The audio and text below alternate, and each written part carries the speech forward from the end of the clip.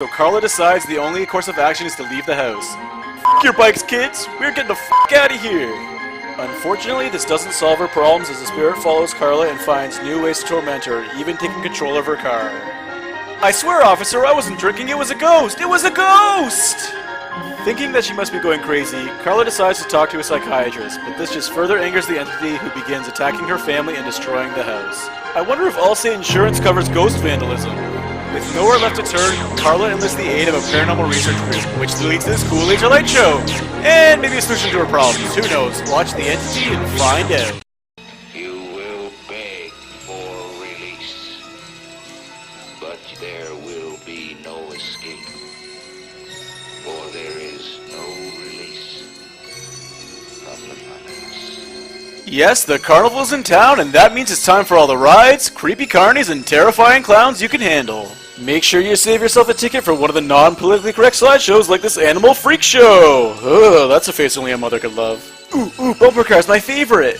Next, stop by the fortune teller and have your future revealed. Just don't get really high beforehand and mock her the whole time. As I've said before, the spirits hate that shit. It's finally closing time at the carnival, and our friends and main characters are gonna hide and spend the whole night in the funhouse. Seems innocent enough. That is, until they witness one of the carnies murder the fortune teller, who's also incidentally the whore, which is probably the case at most carnivals. Then the true carnival reveals itself.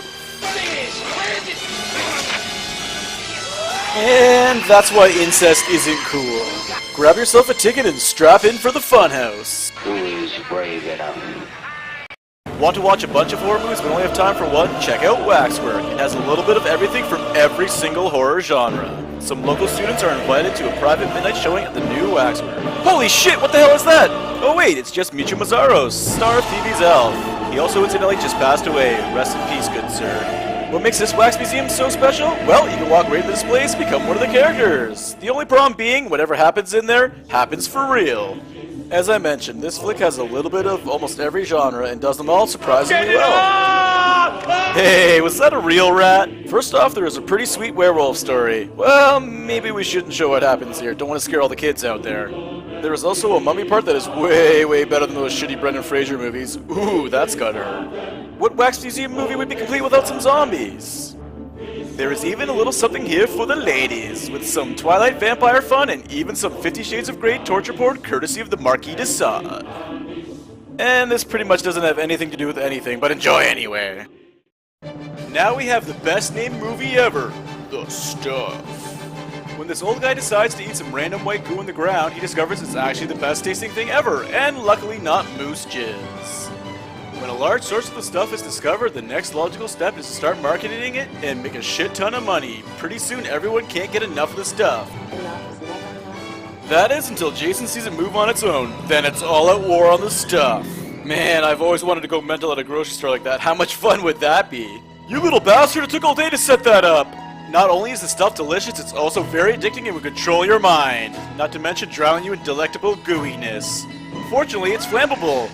Might not want to burn it off your face, though. The stuff is so addicting it'll even turn a dog against its own master.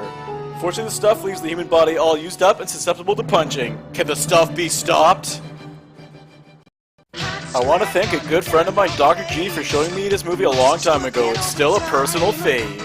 Tromaville is not a nice place to live. Not only is it the toxic waste capital of the world, it is also overrun with crime and corrupt politicians. Hell, not even the police are safe here. Who can clean up this mess? The right man for the job is Melvin, the custodian at the health club, but he's not quite ready yet. He runs afoul of some of the town punks and they decide to get revenge on him. So what's it gonna be? A noogie? A wedgie? The dreaded purple nurple? Nope, none of those are good enough for these guys. They terrorize him so bad the only way he can escape is by jumping out a window into some conveniently placed open drums of toxic waste. Instead of dying, Melvin transforms into the mighty Toxic Avenger. Now he has the power to help old ladies cross the street and open stuck jars. Oh yeah, I completely forgot. He can also fight crime by mercilessly punching guys in the dick. Criminals of Tromaville better beware. This former dorky custodian is dedicating himself to mopping up all the bad guys. Oh yeah, sorry, I went there. Next up, we have Basket Case, the movie that answers one of life's big questions. No, not what is the meaning of life, is there a god, or are we alone in the universe? This one is way more important. What's in the basket? In the basket, Easter eggs? What's in the basket? What's in a basket? What's in the basket? Well, whatever it is certainly hungry. Want me to just tell you what it is? Alright, let's just start at the beginning. Dwayne was born with a horribly disfigured Siamese twin named Belial. Their mother died during birth, and Dad has decided that he can't stand to look at Belial anymore. After some kitchen table surgery by a couple of veterinarians, literally, it was the last they ever thought they would see of Belial, but he survived and is angry as hell. And yes, they threw him out in a garbage bag. Check out Basket Case for some of the most intense stop motion ever. It may look a little cheesy today, but I still prefer it 1,000 times over to this crap CGI they force down our throats nowadays. Will Dwayne and Belial be able to get some revenge on those that wronged them? Well, I mean, it'd be a pretty boring movie if they didn't get at least some revenge, right? Welcome shoppers to the Mall of the Future, Shopping Mall. But how does this Mall of the Future work, one might ask? That's very simple. The supercomputer on the roof controls these menacing-looking robots that patrol the mall, and as long as you have your ID badge on you at all times, the whole thing is completely foolproof. Unless on the first day there's a crazy lightning storm and the whole thing goes haywire. Wait a second, what the f*** are those monitors for? They're not even doing anything, they just keep flickering the whole time. Yes, just a little bit of lightning and not even your ID badge can save you now. It's closing time and the worst possible day to stay after work for a terrible 80s dance party. Ooh, a McDonald's! The robots are on patrol and there's almost zero chance for escape, especially if you just run in a straight line, stand there and just start screaming. Their only chance is to pull out all the stops, take the robots head on, and destroy that supercomputer. I don't know about you guys, but that has got to be the most heroic attack I've ever seen. Tune in to see if these teens can outlast these killing machines and survive a night in the Chopping Mall. Up next, we have H.P. Lovecraft's From Beyond. Actually, you know what? You guys have probably already had enough. I'm out of here. I'm done with this. No, I want to see more. Alright, you asked for it. Dr. Pretorius has created the Resonator, a device that allows you to see beyond normal reality. When Dr. Pretorius turns up dead, his assistant Crawford is arrested. The investigators don't believe his outlandish story, so they decide to go back to the scene of the crime to investigate further. What they find is the doctor's experiments have changed him from a super hairy-chested guy to an increasingly gross-looking monster, incidentally with a dog growing out of his head. Crawford knows the only way to stop him is to shut down the Resonator, but he's attacked by a monster who sucks all the hair right out of his head. Well, as you can see, it sucks and it cuts. It certainly does suck.